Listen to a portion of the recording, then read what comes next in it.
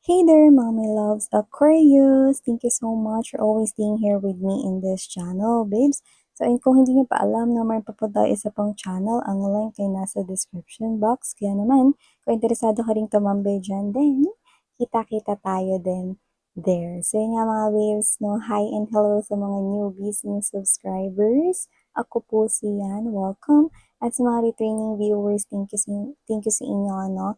Dahil wala kayo ritong sawang sumusuporta sa akin. So, we're gonna check your energy here, Aquarius, and let's see what messages no angels and guides no ay meron for you guys. So, wala po tayo ditong gender, babae, lalaki, LGBT, cross watchers. You can flip roles if you want, since this is general reading.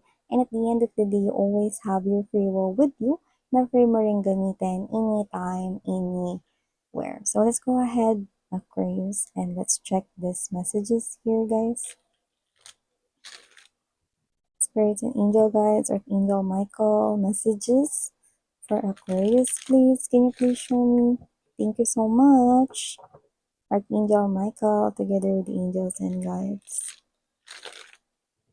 This is for Aquarius. Messages for Aquarius, please. What does Aquarius needs to know? Messages for Aquarius. What do we have here for Aquarius, please?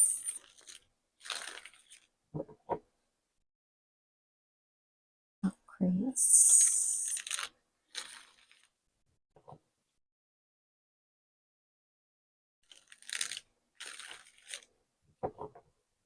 One more shuffle.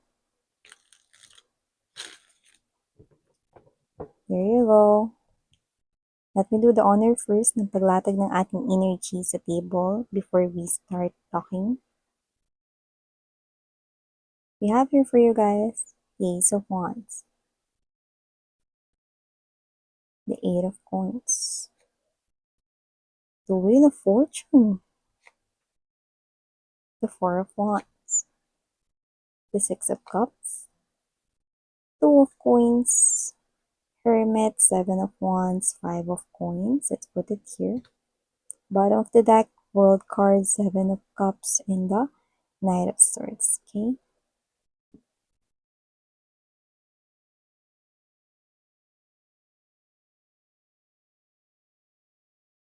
Okay. So Aquarius, nakita ka dito that marriage is on the line right here. Pwedeng meron dyang newlywed or bagong kasal na couple. So congratulations right here. Nagsisimula na kayo rito and there will be adjustments no, na posibleng hindi magiging madali at first pero makakasanayan nyo rin yan. Ganyan lang talaga, no? Sa umpisa, kailangan mag-adjust, no? Pero because you both love each other and you're gonna work, no, things out, as long as you're together, nakita ko ng pagtatagumpayan niyo yan. So, magiging mabuti kayo rito na parents sa inyong mga magiging anak. Na wow! Maybe someone here is already pregnant. Yan, no? So, congratulations. I'm also picking up that. But if not yet, I'm seeing a child here. So, ibig sabihin, magkakaroon na kayo ng child ng iyong person. And for some reason, no, ito very specific, no, I think for most of you, it's a girl. Yan, no. Yung magiging panganay ninyo is a girl. Okay? So, iba naman, posibleng may family na kayo or may anak na talaga kayo nitong person na to na pero kinasal or ikakasal kayo dito. So, wow. Okay? I'm definitely viewing it, no? So, I'm seeing that your love, no, is something here na magiging pundasyon ng inyong family, no? At ito yung magiging pundasyon ninyo, no, hanggang sa pagpapatuloy ng pagpapalago ng inyong pamilya, no? Tsaka, nakita ko nag-e-effort siya, no? Nagtatrabaho talaga siya rito, no? Para sa inyong family, no? Both of you are working here, no? Para mas mapaunlad, no? Ang inyo ritong life, no? At ang future ng mga magiging kids ninyo or ang future ng mga anak ninyo kung meron na ngayon, no? So, I think your person is responsible kasi yun yung lumalabas dito with the Eight of Pentacles, energy Ace of Wands. At ang kanyang inspirasyon ay walang iba kundi ikaw. Kung wala pa kayong mga anak, no? Yan. Alam mo, for some reason, your person is sweet, no? And I think this person here adores you for some reason. Parang 'pag tinanong ko siya, "Sinong ise-save mo?" Yan bang si Aquarius or yung mga anak ninyo? Now that's very ano ha, very mahirap na question kasi parehas nila kayong love 'no. Pero this person will not hesitate to answer na ikaw ang kanyang ise-save, yan 'no. Yan, yun yung sinasabi niya rito. Ako pinaparating ko lang, pero doesn't have to be na hindi niya mahal yung mga bata 'no, pero kung ganun yung importante 'no, ang isa-save niya rito ay ikaw 'no, ikaw yung uunahin niya, parang ganun yung sinasabi niya rito 'no. Parang hindi niya kaya 'no, na mawala kayo sa buhay niya. Yan 'no.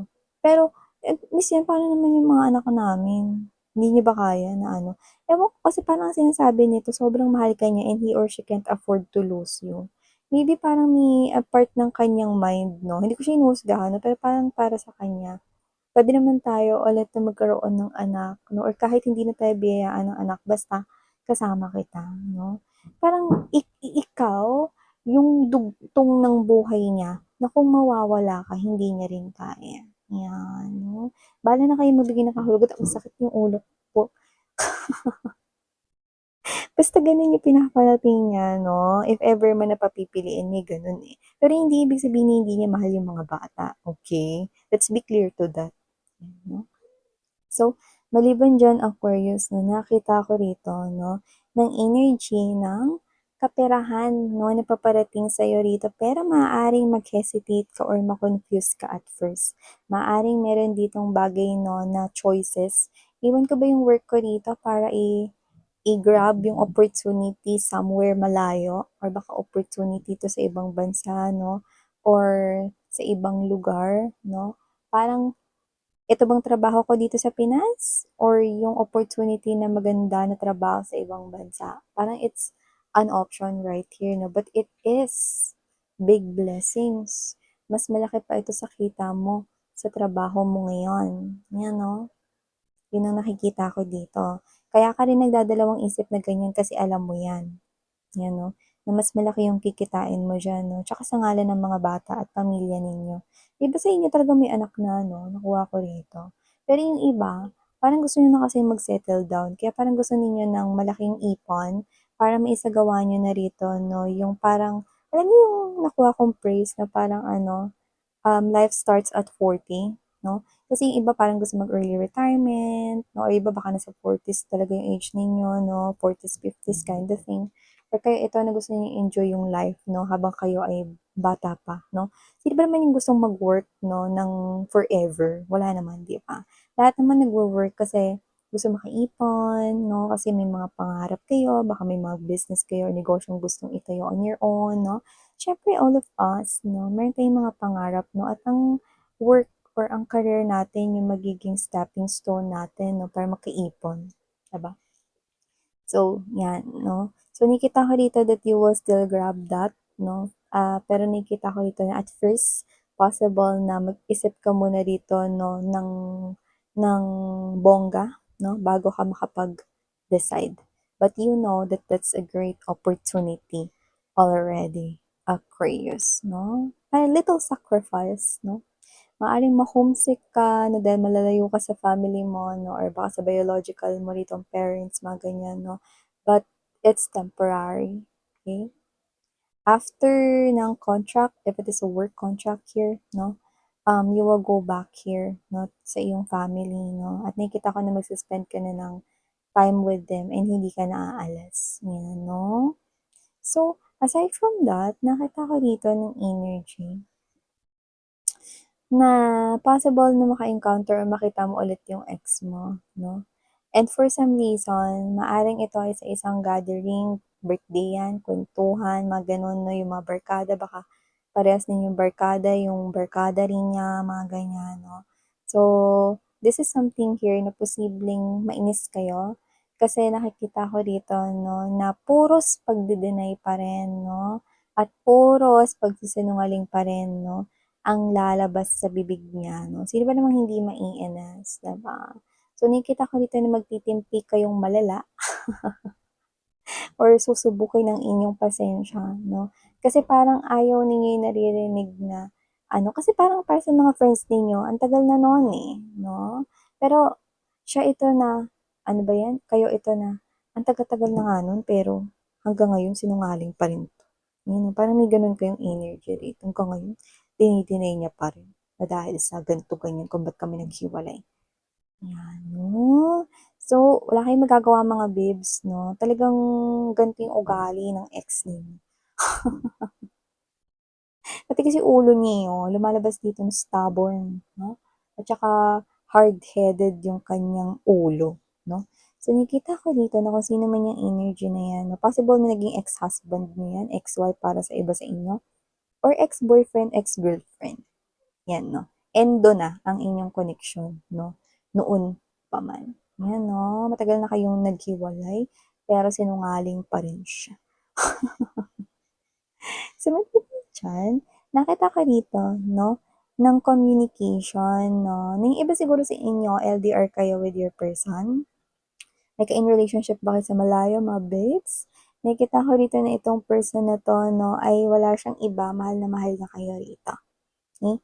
Sobra niya kayong nami-miss at gusto niya ng umuwi sa'yo. "Umuwi ka na baby." 'Yan, oh, yun yung kanta niya sa sarili niya.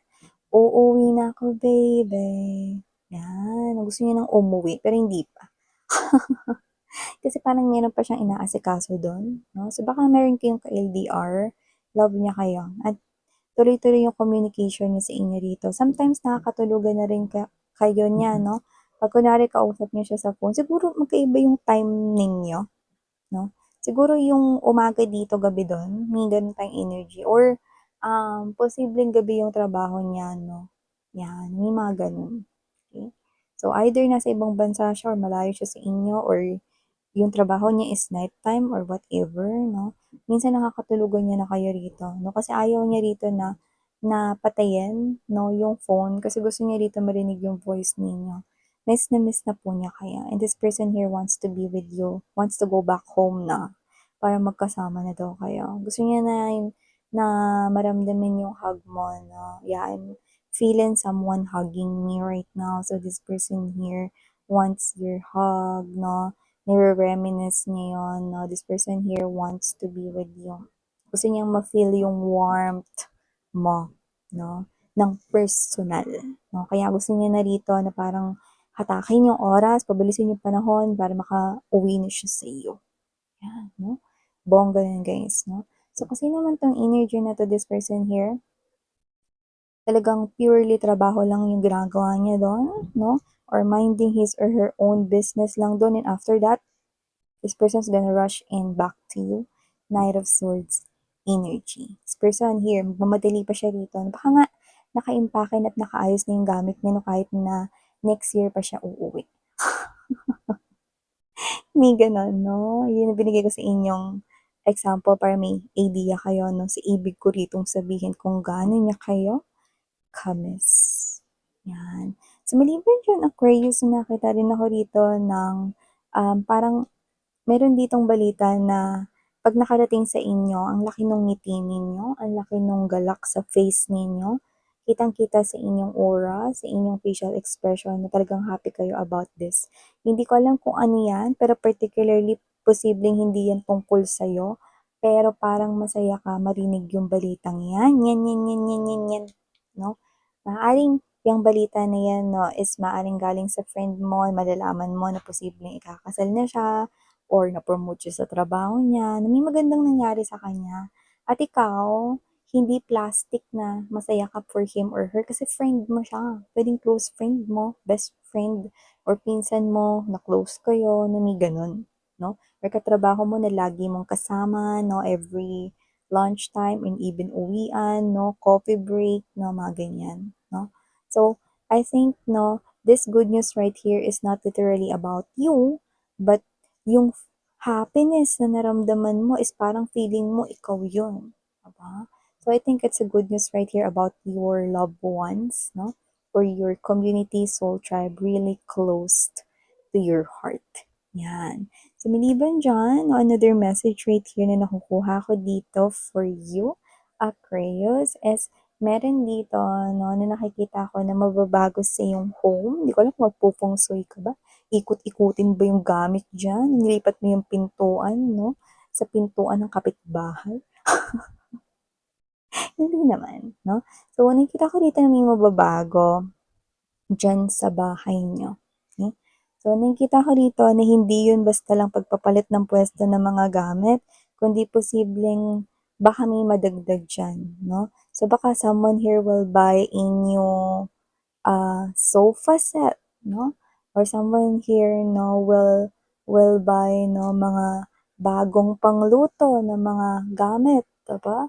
May mga gano'n ako nakikita, may mga bago sa paningin mo rito 'no, na parang, dahil bago 'yun parang, "Uy, ganda tingnan nito, na bagay 'to dito sa kusina." Yung mga ganyan 'no, may gano'n kang feeling that's dun sa sofa na parang it's like hindi naman gano'n kalaki yung pagbabago sa home ninyo, pero parang maaliwalas yung dating. Tsaka parang mas mamo-motivate ka pa na parang, "Uy, nakabili ako ng ano," lalo na kung ikaw ang bumili nun, "Uy, ang ganda ng nabili kong sofa."